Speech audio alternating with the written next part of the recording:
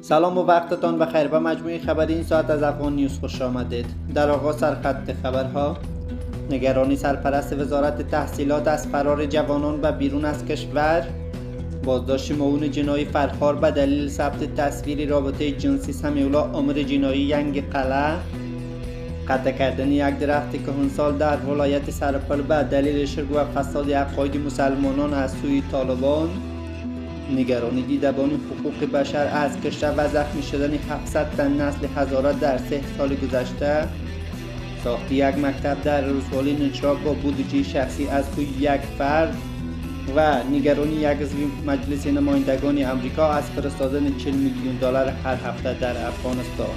مشروع خبرها: ندا محمد ندیم سرپرست وزارت تحصیلات عالی در مراسم فراغت دانشجویان در کابل گفته است جوانانی که قصد ترک افغانستان را دارند به کشور خود و خانوادهشان خیانت میکنند. استخبارات طالبان قاری بشیر معاون عامر جنایی این گروه در فرخار تخار را به اتهام ضبط فیلم صحنه رابطه جنسی سمیعالله عامر جنایی طالبان در ینگ قلعه بازداشت کرد. و گفته منابع محلی طالبان بشیر را متهم کرده که صحنه رابطه جنسی و اعتراف سمیعالله را ضبط و آن را بر رسانه ها فرستاده است.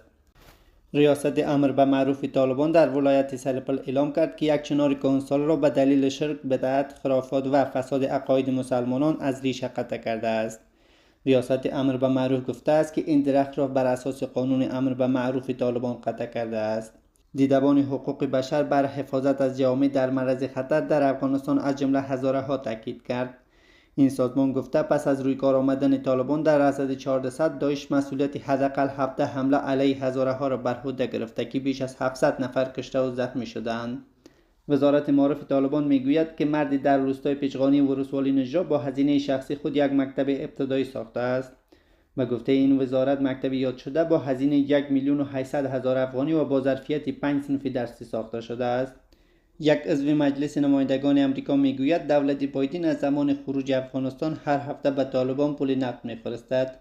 تیمی بورچت گفت تروریست ها پول را به افغانی تبدیل و توزیع میکنند و بخشی از پول در اختیار شبکه حقانی قرار میگیرد.